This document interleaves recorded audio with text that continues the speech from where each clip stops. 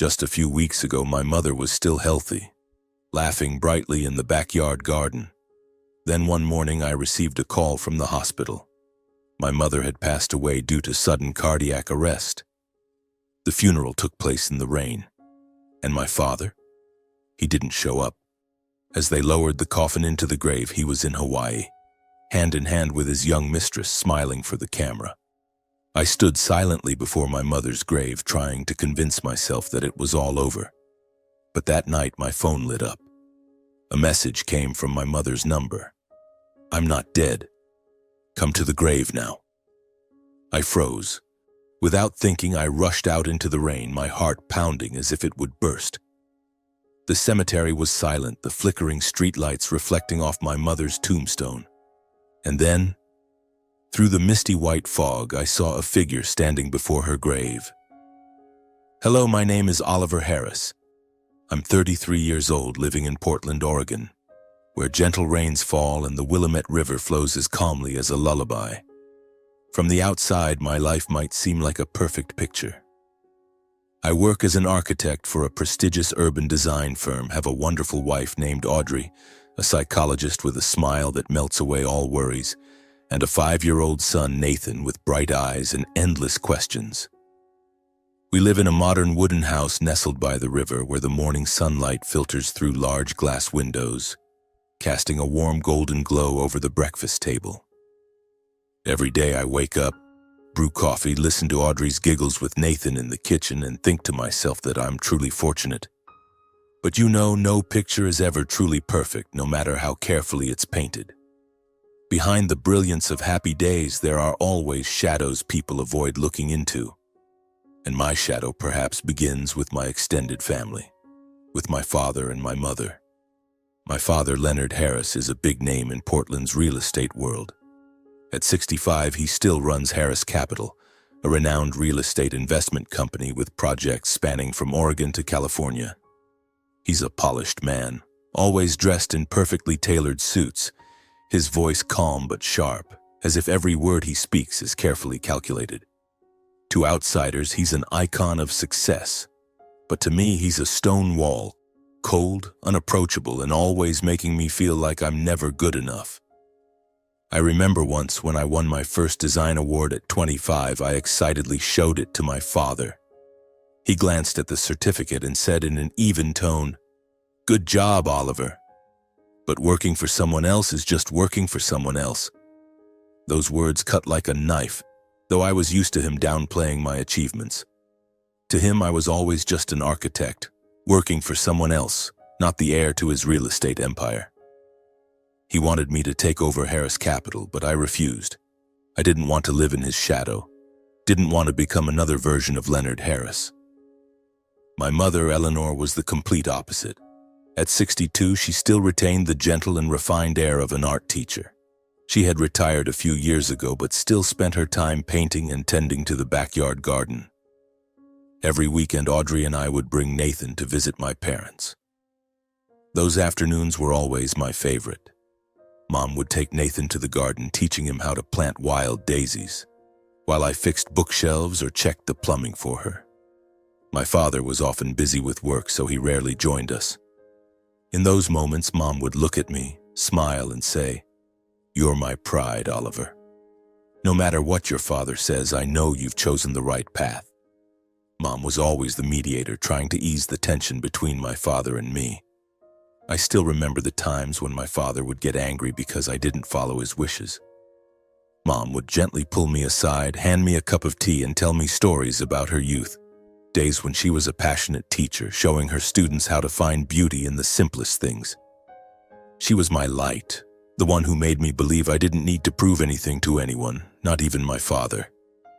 My life went on like that, balanced precariously between happy days with Audrey and Nathan and the shadows of my strained relationship with my father.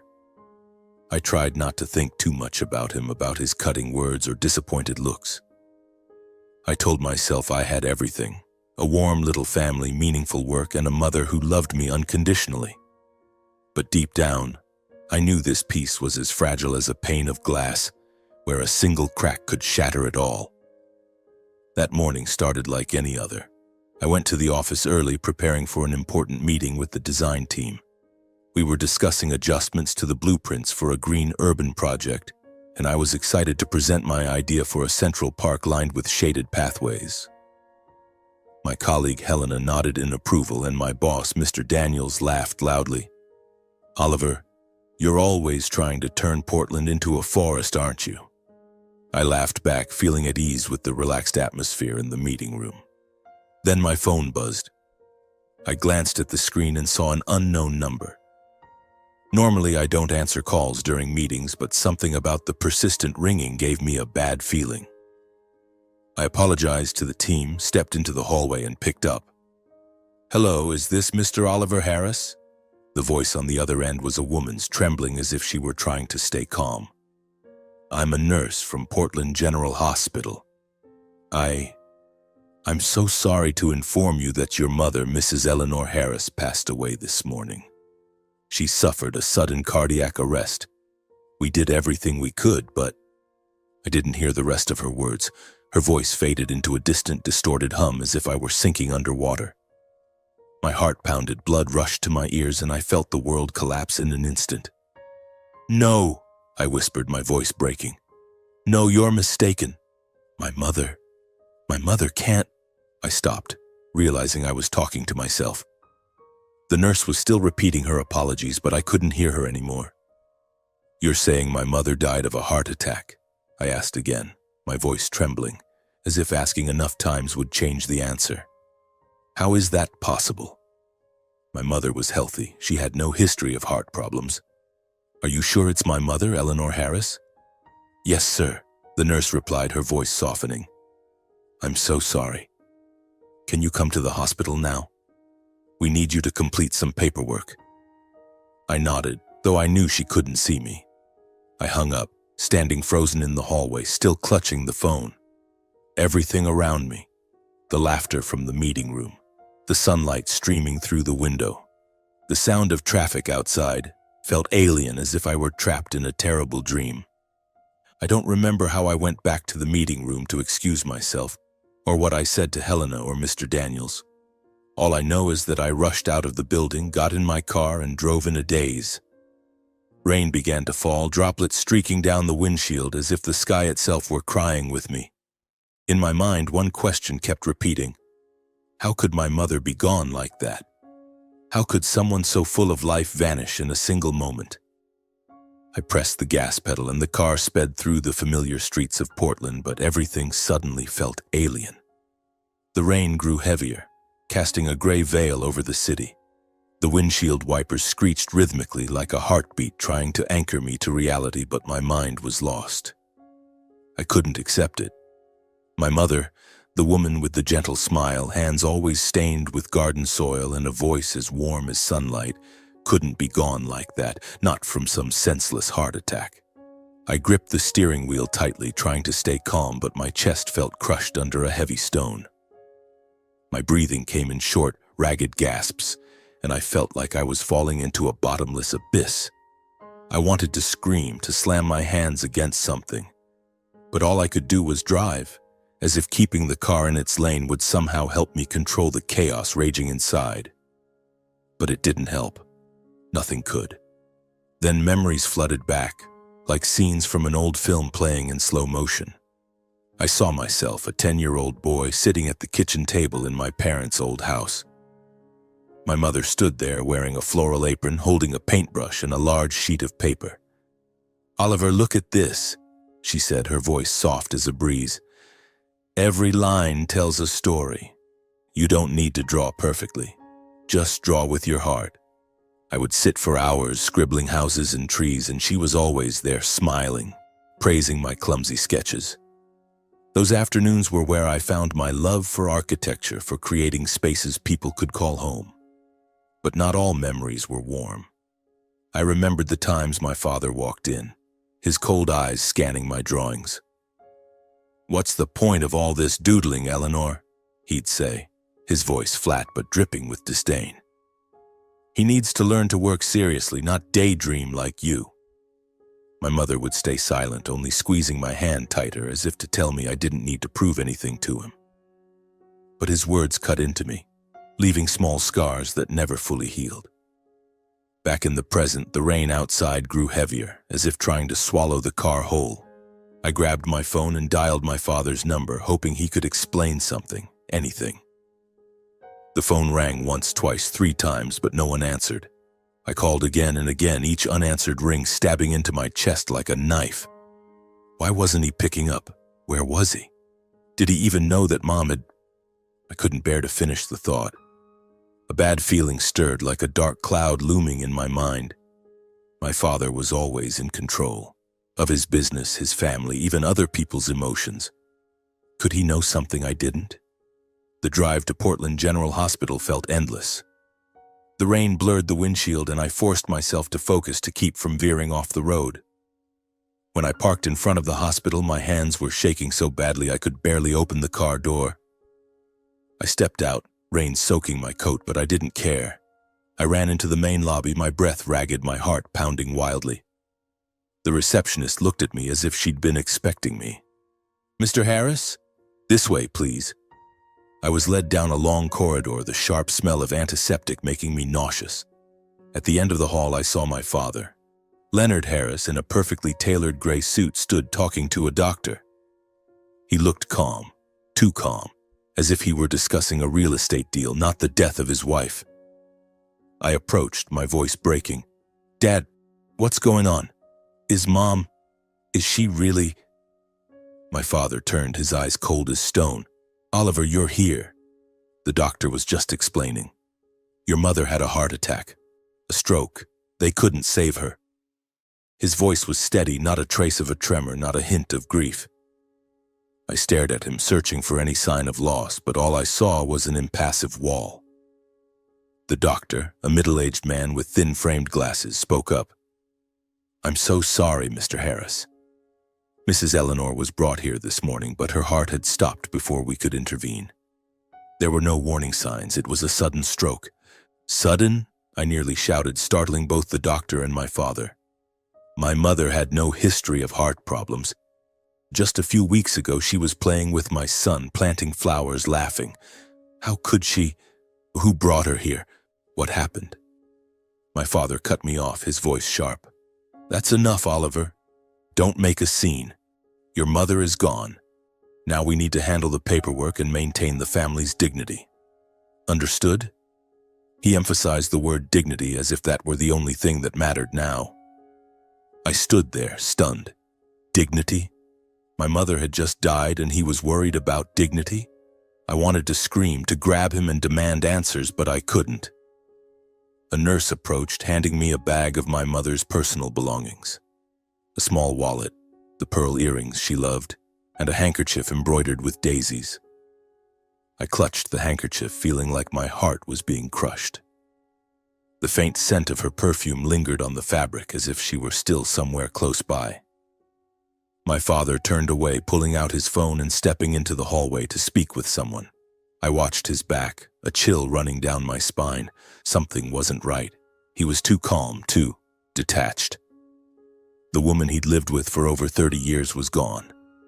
Yet there he stood, signing papers, making calls as if it were just another day at the office. I sank into a chair in the waiting room, my mother's belongings still in my lap. The hospital corridor was cold, the sound of footsteps and nurses' conversations echoing like they came from another world. I looked down at the handkerchief, my fingers tracing the embroidered daisies. In my mind, images of my mother's radiant smile mixed with my father's cold stare. The bad feeling grew stronger, like an undercurrent pulling me under. My mother's death wasn't simple. I didn't know why, but I felt it deep in my bones. 3 days later, I stood before the cemetery on the outskirts of Portland, where the gray sky seemed ready to swallow everything whole. The rain had stopped, but the air was heavy and damp, as if the heavens themselves were holding their breath to bid my mother farewell. I had taken care of everything for the funeral, from choosing the coffin and arranging flowers to organizing the ceremony. My father didn't help at all. He called the night before, his voice curt and cold. "I'm tied up with some paperwork for the estate. Can you handle it?" I clenched my teeth and replied, "Yes, though inside I wanted to scream and ask how he could be so heartless. My mother was his wife, the woman who stood by him for over 30 years, yet he used paperwork as an excuse to stay away. I stood at the cemetery gate greeting relatives and my mother's old friends. They came, hugged me, and offered condolences I couldn't fully process. Eleanor was a wonderful woman. She left us too suddenly. We'll miss her smile. Each word felt like a knife, reminding me that my mother was truly gone. But what stung my heart even more were the whispers behind my back. Where's Leonard? Why isn't he here? It's strange, a husband not attending his wife's funeral. I heard them but kept my head down, trying to maintain the family's dignity as my father had demanded. I didn't want them to see our family as a broken drama. Audrey stood by my side, her hand gripping mine tightly. She didn't say much, just squeezed gently, enough to let me know she was there, my anchor in this storm. Nathan, my little son, dressed in a black suit too big for him, looked around in confusion. "Daddy, where's Grandma?" he asked, his voice clear but full of uncertainty. I knelt down, pulled him into my arms, and fought back tears. "Grandma, she's in a beautiful place now, buddy. She's planting daisies in heaven." Nathan nodded, but I knew he didn't understand. How could a 5-year-old comprehend such a loss? When my mother's coffin was brought out, my legs felt like they'd turned to stone. The oak casket was covered in white daisies, her favorite flower. I walked behind it, each step heavy as if I were treading a path with no destination. The people around me bowed their heads, some sobbing loudly, but all I could hear was the pounding of my heart. As the coffin was lowered into the grave, I couldn't hold back anymore. Tears spilled over, hot and streaming down my cheeks. I missed her. Her departure was too sudden, too senseless, like a book torn apart mid-story. Audrey wrapped her arms around me, whispering, "You're not alone, Oliver. I'm here. Nathan's here." I nodded, but inside I felt hollow. I wanted to scream, to demand why my mother had to go, why no one could give me an explanation. But I just stood there watching as shovelfuls of earth covered the coffin, as if burying a part of my life along with it. My father didn't show up. Not a call, not a text, not a single word of concern. I had hoped even just a little that he'd appear at the last moment, that he'd stand here even if he didn't cry, even if just to maintain the facade of a grieving husband. But no. Leonard Harris chose to be absent on the day my mother was laid to rest. His absence was like a slap in the face, a betrayal of everything my mother had sacrificed for this family. When the funeral ended, Audrey and I took Nathan home. Our wooden house by the Willamette River, once filled with laughter, now felt suffocatingly silent. Audrey made me a cup of tea. "Are you okay?" she asked, her eyes full of worry. I shook my head, unable to speak. I picked up my phone, scrolling aimlessly, searching for something to hold on to. Then I opened my father's social media page, something I rarely did. His posts were usually just photos of real estate projects, wine-tasting events, or cliché quotes about success. But this time, I froze. A photo appeared showing my father in a white suit standing next to a young woman, far too young, maybe just in her 30s. They stood on a balcony, smiling brightly, wine glasses sparkling under the lights. The caption was short but cut like a knife. "A new chapter in life." I felt the blood rush to my head, my breath catching in my throat. My mother had been buried just hours ago, and my father, her husband, was publicly flaunting a new chapter with a stranger? I gripped the phone, wanting to smash it on the floor, to scream, to confront him right then and there. Audrey noticed the change in my expression and asked, "Oliver, what's wrong?" I handed her the phone, unable to speak. She looked at the screen, her eyes widening, then slowly lowering, as if she too couldn't believe it. The pain inside me erupted into rage like a wildfire. I stood up and walked to the bookshelf where I kept an old framed wedding photo of my parents. In the picture, my mother was young and radiant in her white dress, and my father, though stern, looked at her with what I once thought was love. I touched the frame, my fingers trembling. "Mom," I whispered, "what happened to you? Why is he doing this?" My gaze hardened, as if a part of my heart had turned to ice. The bad feeling was no longer a subtle undercurrent. It was a storm, roaring in my chest. My mother's death wasn't random. I had no proof, no answers, but I knew deep in my core that the truth was being hidden. And I, Oliver Harris, would not stop until I uncovered it all. That night, after Audrey had gone to bed and the house was swallowed by darkness, I sat in the living room, holding the bag of my mother's personal belongings returned by the hospital. The small wallet, the pearl earrings, and the daisy-embroidered handkerchief, simple items that carried the weight of her entire life. I opened the wallet, my fingers brushing over an old photo of me and Nathan that she always kept with her. Tears welled up again, but I clenched my jaw, trying to hold them back.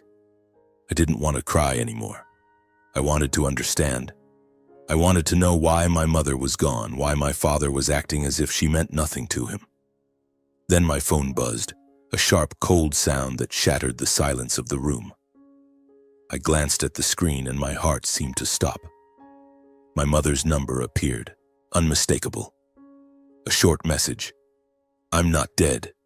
Come to my grave now." I froze, my hands trembling so badly I nearly dropped the phone. Was this some cruel joke? A system error? My mother was dead. I had seen her coffin lowered into the grave, felt the cold earth cover her life. So where did this message come from? I stared at the screen as if it would give me answers. Then with shaking hands, I called the number back. The phone rang once, twice, then cut off abruptly as if someone on the other end didn't want to answer. I called again and again, but only silence responded. A powerful instinct surged within me, like a fire igniting in my chest. I stopped thinking. I jumped up, grabbed a flashlight from the drawer, threw on a raincoat, and rushed out the door. Audrey was still asleep, and I didn't want to wake her. I didn't know what I was doing, only that I had to get to the cemetery, had to find the truth. The car sped through the night, light rain falling, blurring the windshield. The road to the cemetery on the outskirts of Portland was pitch black, lit only by the weak glow of my headlights. I gripped the steering wheel, my heart pounding as if it might burst through my chest. The cemetery loomed before me, cold and eerie. Rows of tombstones faded into the dim light like silent specters. I parked the car and stepped out, the rain soaking through my coat, chilling my skin. The flashlight in my hand illuminated the dirt path leading to my mother's grave. Each step felt like it carried 1,000 pounds, but I couldn't stop. I had to know. I had to see. As I approached the grave, I froze. A figure stood there a few meters away, right in front of the freshly covered tombstone. A frail, trembling silhouette, but achingly familiar. I aimed the flashlight and the beam lit up her face. My mother. It was her. Thinner, her hair matted from the rain, but her eyes still bright, still warm, still my mother. I stood rooted to the spot, unable to breathe, unable to believe my eyes. This couldn't be real. My mother was dead. I had buried her. "Oliver," she whispered, her voice faint but clear. Then she broke into sobs, her frail shoulders trembling. I rushed forward, wrapping her in my arms, tears streaming uncontrollably. She felt so real it was overwhelming. The warmth of her body, the faint scent of her perfume, the embrace I thought I'd lost forever. I trembled, crying and holding her tightly, terrified that if I let go, she'd vanish like a dream.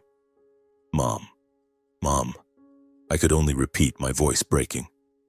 How are you alive?" She took my hand, her fingers cold but firm. She looked into my eyes, her gaze a mix of pain and resolve. "You can't tell anyone I'm alive," she whispered, her voice trembling as if afraid someone might overhear. "I'll explain everything to you, Oliver." I had a reason to fake my death. I was stunned, 1,000 questions flooding my mind. A plan? Who helped her do this? Why did she have to fake her death? And why did she choose me, trusting me with this message? I wanted to ask, to understand, but no words came out. The rain continued to fall, light and cold, cloaking us in a thin veil of mist. We stood there beside her freshly covered grave in the dark cemetery like two lost ghosts in a surreal story. Fear and mystery enveloped me, but in that moment I knew one thing. My mother was alive. Suddenly, my mother grabbed my hand, pulling me away from the dim glow of the flashlight. "It's not safe here," she whispered, her voice trembling but resolute. "Follow me, Oliver. We need to talk." I nodded, my mind still reeling, and followed her through the rows of tombstones, down a narrow path leading out of the cemetery. The rain soaked through my coat, but I didn't feel the cold. The only feelings coursing through me were shock, mingled with joy and an unnamed fear. She led me to an old car parked at the corner of the road, a faded silver sedan that didn't resemble any vehicle our family owned. She opened the door and gestured for me to get in. I hesitated, staring at her, still unable to believe she was standing before me, flesh and blood. "Mom, are you sure you're okay?" I asked, my voice faltering. She only nodded, her eyes a mix of tenderness and tension. "Get in, son. I'll explain." We drove off into the night, my mother behind the wheel, while I sat beside her, still clutching the daisy-embroidered handkerchief. The house she took me to was tucked away in a corner of Portland's outskirts, hidden behind rows of old oak trees. It was a small, weathered house with a chipped tile roof and windows covered with heavy curtains. My mother turned off the engine, scanned the surroundings as if afraid someone was watching, then led me inside. The interior was sparse, almost empty. A wooden table, a few chairs, and a fold-out bed in the corner. It was nothing like the luxurious mansion she had shared with my father. She poured me a glass of water, but I didn't drink. I sat down, looking at her, waiting. She sat across from me, her thin hands clasped tightly together as if trying to keep herself from falling apart. "I know you're angry," she began, her voice hoarse. "Angry that I hid this from you, that I let you endure the pain of losing me. But you have to understand, Oliver, I had no other choice." I shook my head, trying to suppress the surge of emotions. "Mom, why? Why did you have to do this? Why did you have to fake your death? And Dad, does he have anything to do with this?" Just mentioning my father made my blood boil. The image of him with the young woman in the social media photo cutting into my heart like a knife. My mother took a deep breath, her eyes darkening as if she were sifting through painful memories. "It started a few months ago," she said. "Your father, he changed, Oliver. He became colder, more ruthless. I discovered he was having an affair with a young woman, someone named Vanessa who works at his company. He wasn't just sneaking around, he was blatant about it, as if he wanted to humiliate me." I clenched my fists, trying not to interrupt. I had suspected as much after seeing that photo, but hearing her confirm it felt like a punch to the chest. She continued, her voice trembling with anger and pain. "When I confronted him, he didn't deny it. Instead, he threatened me. He wanted me to sign over assets, shares in the company, properties, everything in my name. He said if I didn't agree, I'd disappear." "Disappear?" I repeated, my voice choking. "You mean Dad threatened to kill you?" She nodded, her eyes red with tears. I wasn't sure if he'd actually go through with it, but I felt the danger. "He started watching me, Oliver. I found hidden cameras in the bedroom, in the living room. He'd fly into rages out of nowhere, and once he even shoved me when I refused to sign the papers. One night he lost control, screaming that I'd regret not obeying him. That's when I knew I had to do something to protect myself." I sat in silence, feeling like the world was crumbling again. My father, the man I'd thought was merely domineering and cold, could he be this cruel? I remembered his emotionless gaze at the hospital, the way he hurriedly signed papers as if my mother's death was just another task to check off. But she wasn't done. "I had an old friend at Portland General Hospital," she said, her voice steadier as if recounting a carefully calculated plan. "Her name is Martha. I told her everything and she agreed to help. I planned to fake a heart attack. The housekeeper didn't know anything, so when I collapsed, she panicked and called for help immediately. Everything went as planned. At the hospital, Martha recorded that I had gone into cardiac arrest and helped me leave through a back exit. They used a mannequin to substitute the body. Everyone, including your father, believed I was dead." I listened, my head spinning. "Mom, you planned all of this? But why didn't you tell me? Do you know how much it hurt to think you were gone?" My voice broke, torn between anger and love. I thought of the past few days, the sleepless nights, the tears at the funeral. She had let me endure it all without a single hint. She lowered her head, tears streaming down her cheeks. I'm sorry, Oliver. I wanted to tell you, but I couldn't take the risk. Your father, he's too dangerous. If he suspected even the slightest thing, I don't know what would have happened. I chose you because I knew you wouldn't abandon me, because you're the only one I trust. I looked at her, my heart torn in two. I pitied her, this woman who had to stage her own death to survive. But I was also angry at being kept in the dark, angry at my father, the man I called Dad, for pushing her to this point. The image of him in his perfect suit with that cold smile now felt like a threat in my eyes. I'd once thought he was just controlling, but now I saw he was far more dangerous. She gripped my hand, her eyes resolute. I had no other choice, Oliver. Faking my death was the only way to survive and make him let his guard down. But now, I need you. We have to uncover the truth before he finds out I'm still alive. I stood frozen. Each word from my mother cut through the shock, gripping me like a knife. Outside, the rain pounded relentlessly on the tin roof, mingling with the ragged breaths of my mother and me in the small suburban house. The dim yellow light cast shadows on her gaunt face, highlighting the lines of fear and resilience etched into her features. I looked at her, the woman I thought I'd lost forever, and felt a fire ignite in my chest. Pain, rage, and love for my mother fused into a cold determination. I would protect her, and I would make my father, Leonard Harris, pay for what he'd done. But I knew this wasn't the time for impulsive actions. If my mother was right, if my father was truly as dangerous as she said, we needed evidence, a solid plan. I gripped her hand tightly, my voice hoarse. Mom, I'll do whatever it takes to help you. But I need to know what you want me to do. Where do we start?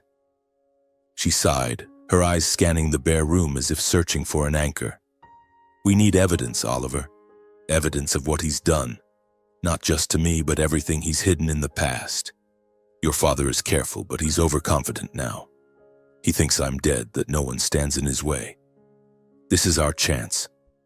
I nodded, though my mind was still in turmoil. I wanted to scream, to confront my father right then and there, but I knew she was right. We needed to act smart, not emotional. I'll keep this secret, Mom, I said, my voice steadier than I expected. I won't tell anyone, not even Audrey or Nathan. But you have to promise me you won't disappear again. I couldn't handle losing you a second time. She gave a sad smile, gently stroking my cheek as she did when I was a child. I promise, Oliver. From now on, I won't hide anything from you. Returning home that night, I felt like I was living in two worlds. One was the warm wooden house by the Willamette River, where Audrey and Nathan slept peacefully, where I once thought everything was perfect. The other was a dark storm, where my mother had to fake her death to survive, where my father, the man I called Dad, might be far more ruthless than I ever imagined. I slipped into the house quietly, careful not to wake Audrey. She lay in bed, her breathing steady, but I couldn't join her.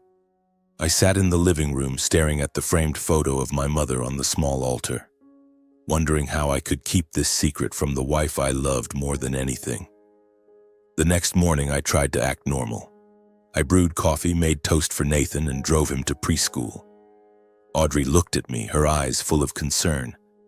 "Are you okay, Oliver?" she asked, her hand resting lightly on my shoulder.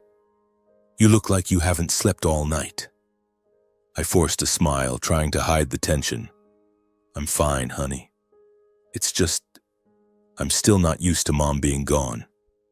Audrey hugged me, and I felt a pang of guilt for not telling her the truth. But I had promised my mother, and I couldn't take the risk.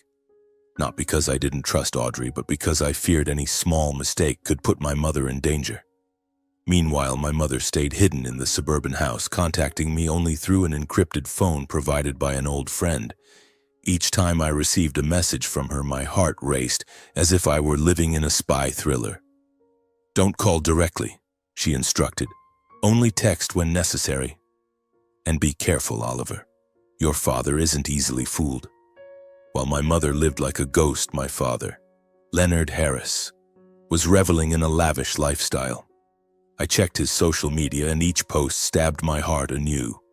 There he was on a yacht in California, arm around the young woman named Vanessa, smiling as if he'd never lost his wife of 30 years. Another post from Vegas with a glass of wine and a caption, "Freedom is living true to yourself." I gripped the phone wanting to smash it, but I knew I had to stay calm. My father was overconfident, as my mother said. That was our advantage. I decided to use his absence to act. The family mansion where I grew up, where my mother once tended her daisy garden, became my target. I knew my father had a private study where he kept important documents. If there was any evidence of what he'd done to my mother, it would be there. One evening, after Audrey and Nathan were asleep, I drove to the mansion. The night was pitch black, with only faint streetlights illuminating the road leading to the house. I still had a key, but I didn't want to turn on any lights or draw attention. I stepped inside, my heart pounding, feeling like a thief in my own childhood home. My father's study was on the second floor behind a heavy oak door with an electronic lock. Fortunately, I knew the code. My mother's birthday, a detail that now felt both bitter and ironic.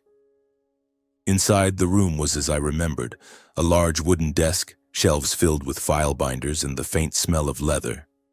I began searching, careful not to disturb anything. The drawers were full of contracts, invoices, and routine business documents. But I knew my father wasn't that simple. He always hid important things where no one would think to look. After nearly an hour of searching, I noticed a panel on the wall behind the desk that seemed out of place. I tapped it lightly and heard a hollow sound. My heart raced. Using a letter opener from the desk, I carefully pried the panel open. Behind it was a small old safe with a combination lock. I tried several combinations. My father's birthday, my mother's, mine. But none worked. Finally, I tried their wedding anniversary, and the safe opened with a dry click. Inside was a treasure trove of dark secrets. I found bank statements showing massive transfers to offshore accounts, Switzerland, the Cayman Islands, places I'd only heard of in financial scandals. There were forged contracts with my mother's signature, transferring shares and properties I knew she'd never agreed to. But what chilled me to the bone was a small USB drive, an old stack of newspapers, and a few cassette tapes. I plugged the USB into my laptop, my hands trembling. An audio file appeared, recorded over 20 years ago. I pressed play, and my father's voice came through, harsh and filled with anger. "You think you can control me forever, Charles?" he shouted. "This fortune belongs to me, not you or your daughter." The responding voice was my grandfather's, Charles, calm but firm. "Leonard, you won't touch a cent unless Eleanor agrees. You know that." The argument escalated, with my father's threats growing darker until the recording cut off abruptly. I opened the stack of newspapers, my heart pounding. They were local papers from over 20 years ago with headlines about a car accident that killed my grandparents. I remembered my mother telling me, her voice heavy with grief, that they died during a business trip. At the time, I thought it was a random tragedy. But now, piecing together the recording, my father's resentful tone, and the timing of the accident just days later, I began to suspect. Was my father directly involved? Did he do something to seize my mother's inheritance? I photographed everything, backing up the data to my phone and a spare hard drive. Then I drove back to the suburban house, my heart heavy. When I told my mother, she sat silently, her trembling hands clutching her glass of water. "I always suspected," she whispered, tears streaming down her face. "I always felt my parents' deaths weren't normal. But I had no proof, and I couldn't bring myself to believe Leonard could go that far." I took her hand, feeling the world crumble again. "Mom, we're not just dealing with a cheating husband," I said, my voice shaking with anger. "We're dealing with someone who might have been hiding crimes for 20 years. She nodded, her eyes no longer just filled with sorrow but burning with resolve. "We'll expose him, Oliver. For me, for you, and for everyone he's hurt." I looked at my mother, a woman who had endured so much, and felt a fire ignite in my chest. It wasn't the blind rage of anger, but a cold, sharpened determination, like a blade honed to perfection. My father, Leonard Harris, had built an empire on lies, betrayal, and possibly crimes I hadn't dared to imagine. But now, he would face the truth, and my mother and I would be the ones to pull back the curtain. I gripped her hand, my voice hoarse but resolute. "Mom, we'll do this the right way. No impulsiveness, no letting emotions take over. We need to build a solid case, so when he falls, he won't get back up." She gave a faint but steadfast smile. "You're truly my son, Oliver. Always thorough, always thinking before acting. I know someone who can help us. Charlotte Wells, a lawyer specializing in finance and estates. She was my best friend in college. If anyone knows how to deal with men like your father, it's Charlotte." I nodded, feeling a spark of hope in the darkness. "So where do we start, Mom?" "The documents I found, the bank statements, forged contracts, the recording, are they enough to begin?" "They're enough to start," she said, her eyes lighting up. "But we need more. Your father is careful. He won't let himself be caught easily. We need additional evidence, and we need to do everything legally, so when the truth comes out, he can't escape." The days that followed felt like I was living two lives. By day, I was still Oliver Harris, architect, husband, father, dropping Nathan off at preschool, laughing with Audrey, and working on blueprints at Urban Vision. But by night, I became someone else, a truth seeker, quietly piecing together the puzzle to dismantle my father's empire. Meanwhile, my father seemed utterly unaware. I monitored him through social media, where he continued to post about his lavish lifestyle, standing on a yacht in Malibu, dining by candlelight in an upscale restaurant, or strolling on a beach with Vanessa. Each photo was a stab to my heart, but also an opportunity. He was overconfident, believing he'd escaped all constraints, that my mother was dead and no one could stand in his way. He didn't know his every move was being watched, that each smug smile only fueled my determination. I began to act. First, I contacted Charlotte Wells, my mother's lawyer friend. We met at a small cafe on the outskirts of Portland where no one knew me. Charlotte was a woman in her 50s with short silver hair and eyes as sharp as a hawk's.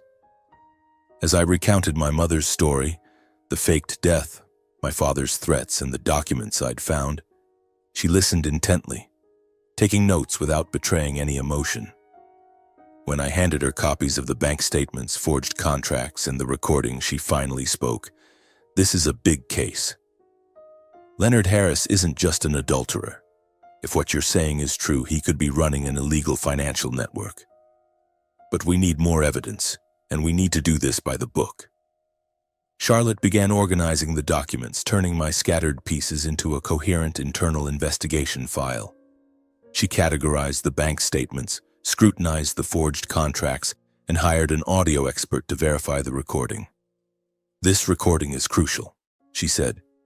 "It shows Leonard's intent, but we need to tie it to specific actions. Can you get more data from his company?" I knew it was a dangerous task, but I nodded. Harris Capital, my father's company, was a fortress with tight security and loyal staff. But I had an advantage. I was Leonard Harris's son. Though he never saw me as his heir, I still had limited access to some company systems from helping with design projects in the past. One evening, I went to Harris Capital's headquarters, pretending to retrieve old design documents. The security guard, a middle-aged man named Frank, greeted me warmly. "Haven't seen you in a while, Oliver," he said, his tone friendly. I smiled, hiding my tension. "Yeah, just need to grab some blueprints. Dad asked me to check an old project." Frank let me in without suspicion. I went straight to the 10th floor where my father's office was. The room was expansive, with floor-to-ceiling windows overlooking Portland, but I had no time to admire the view. I sat at his desk, powered on his computer, and used a backup password I'd seen him enter during a family meeting. Luckily, it still worked.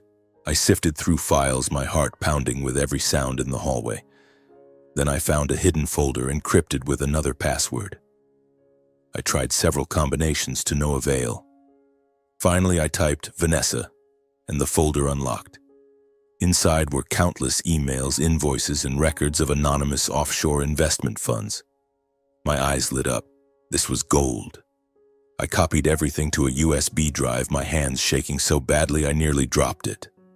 This was evidence of under-the-table transactions, money that never appeared in Harris Capital's official books. Meanwhile, my mother worked from her end. She secretly contacted an old friend in the tax authority, a man named Robert who had worked under my grandfather.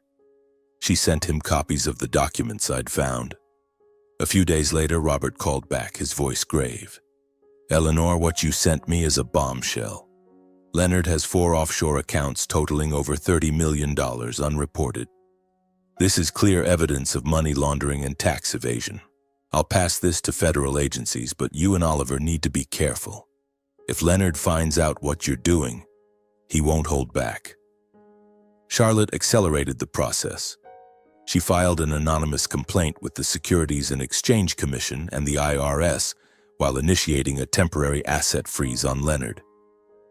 "He won't know what's happening until it's too late," she said, her eyes gleaming like a warrior preparing for battle. "We're planting a legal bomb under his feet, and it's about to go off." In the meantime, I decided to stir things up on social media. Using an anonymous account, I began leaking hints about Harris Capital, vague suggestions of investment fraud, questions about the origins of Leonard Harris's wealth. I didn't directly accuse him, letting the press and public dig deeper. Soon articles started appearing. Is Harris Capital hiding something? Questions surrounding the transparency of a real estate empire. Shareholders grew uneasy. The company's stock dipped slightly, and I knew my father was starting to feel the pressure. One morning, I received a message from Charlotte. "The FBI has launched a federal investigation. They're reviewing all the documents we sent. Leonard doesn't know yet, but he'll be summoned soon." I sank into a chair, gripping my phone, and whispered to myself, "Now he'll know what it feels like to lose control." Meanwhile, my father continued his vacation. I saw his latest post, a photo of him on a beach, cocktail in hand. But I also saw other news. Reporters were starting to swarm him, asking questions about Harris Capital, offshore accounts, and fraud allegations. He still smiled, brushing off the questions, but I knew that smile masked panic. He was losing control, and for the first time in my life, I felt like I held the upper hand. I called my mother, my voice trembling with excitement and anxiety. "Mom, everything's falling into place. The FBI is involved. He won't get away."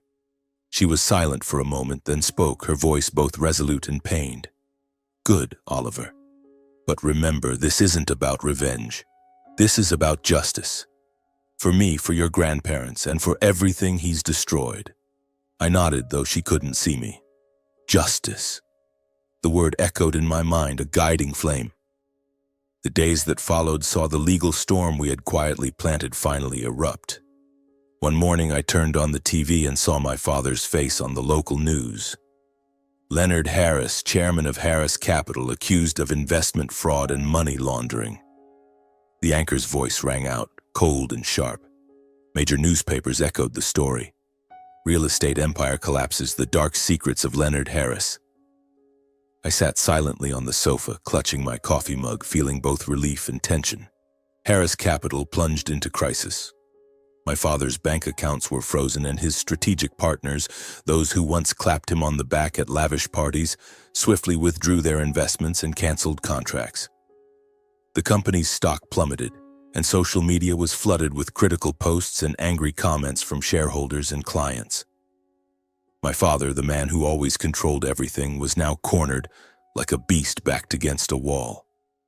I imagined him somewhere, perhaps in a luxury hotel in the Bahamas, reading the headlines and realizing his empire was crumbling piece by piece.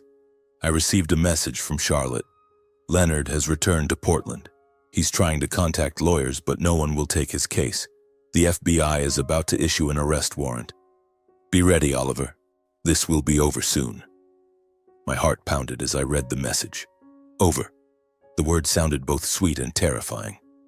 I wanted my father to pay, but I couldn't deny that he had once been my father. That afternoon, my phone buzzed. It was him. I stared at his name on the screen, feeling as if my heart stopped. I answered, my voice cold. "Dad." "Oliver." His voice was hoarse, lacking its usual measured calm. "Have you seen the news?" "It's all lies. They're trying to ruin me. You have to help me, Oliver." I listened to him, each word like a knife. He didn't ask about Mom, didn't mention her death, didn't show a shred of remorse, just the panic of a man losing everything. I took a deep breath, keeping my voice steady. "Dad, I'm not sure what I can do. But if you want, we can meet and talk face to face. At the mansion, tonight." He was silent for a moment, then agreed, his voice thick with suspicion. "Fine. 8 o'clock. Don't let me down, Oliver." I hung up, my hands trembling. This was the opportunity, not just to confront him, but to show him the truth. That Mom was alive, that his crimes had been exposed. I texted my mother, "Tonight, at the mansion. Are you ready?" She replied instantly, "I'm ready, Oliver. But be careful. He won't accept defeat easily." At 8 o'clock, I stood before the family mansion, the place that had once been my home, my mother's, and even my father's. The house now felt cold, a shadow of its past. I stepped inside, turned on the light, and felt like I was entering a battlefield. My father was already there, sitting in the living room, his gray suit wrinkled, his eyes bloodshot as if he hadn't slept in days. A glass of whiskey sat before him, but he didn't drink, just stared into the amber liquid as if searching for answers. "Oliver," he said, his voice weary.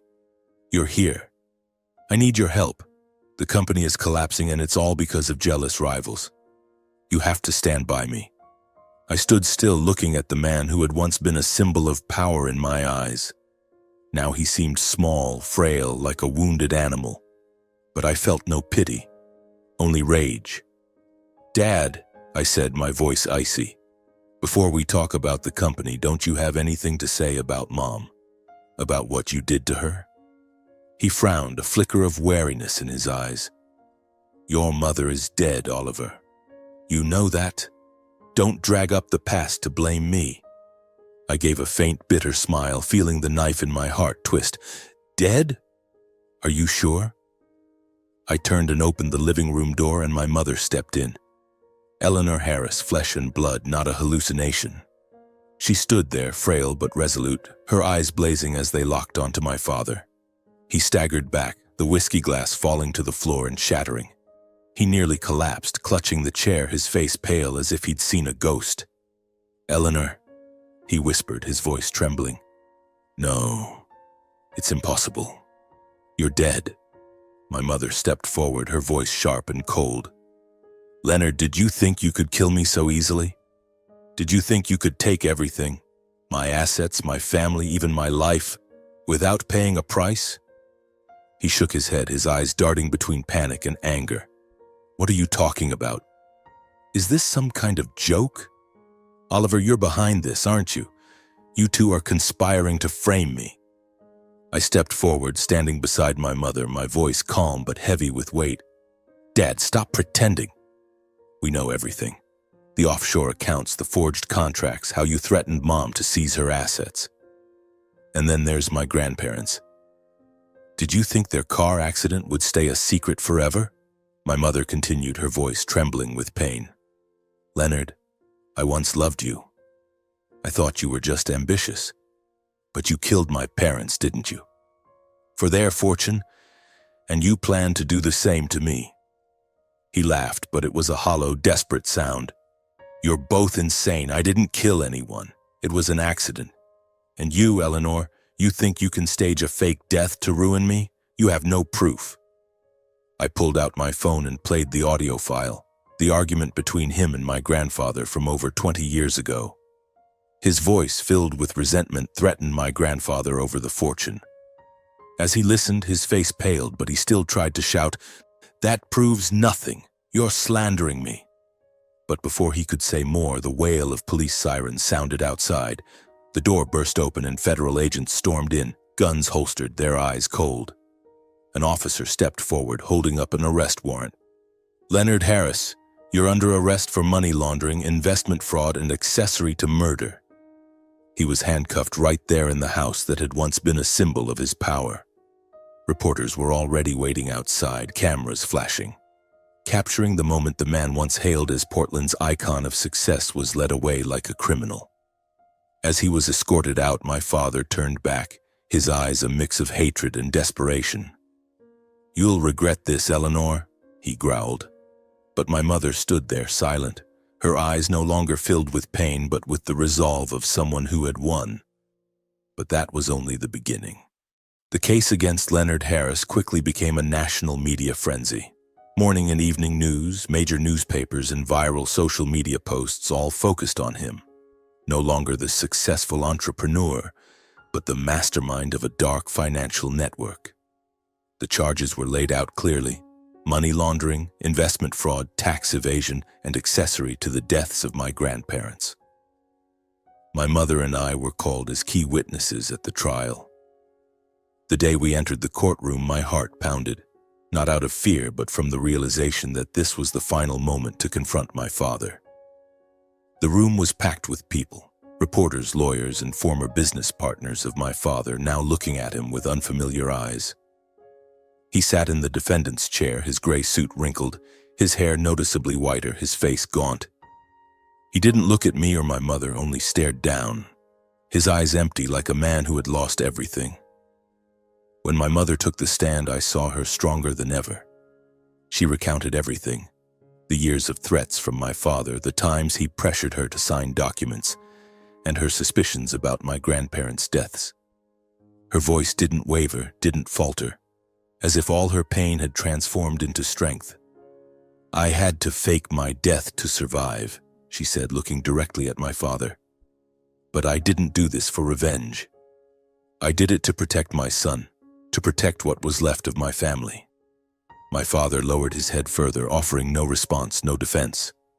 I knew he had nothing left to say. When it was my turn, I stood and looked at my father one last time. "You once said I wasn't good enough," I said, my voice calm but sharp. "But I don't need your approval. I just need my mother to be safe and the truth to be revealed."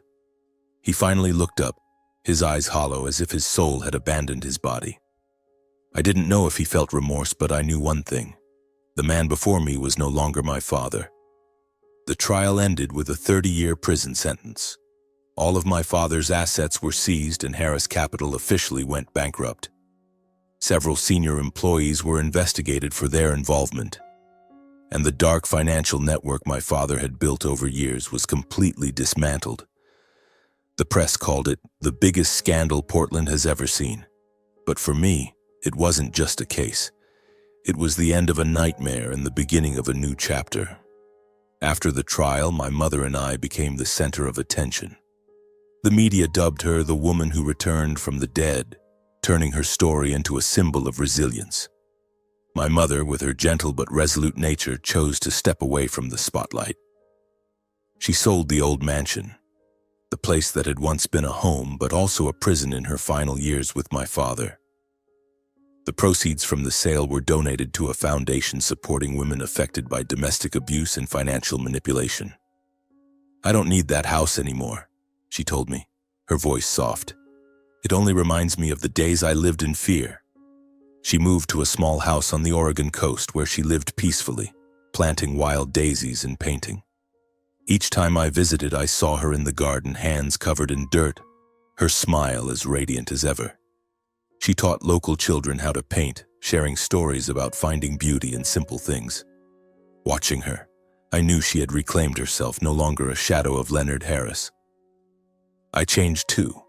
I left Urban Vision, no longer wanting to be tied to large corporations.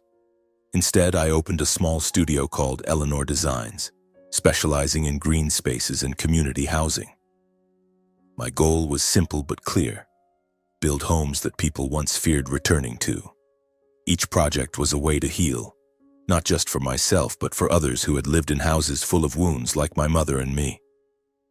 When Audrey learned the full truth about my mother and what I had done, she was speechless with shock.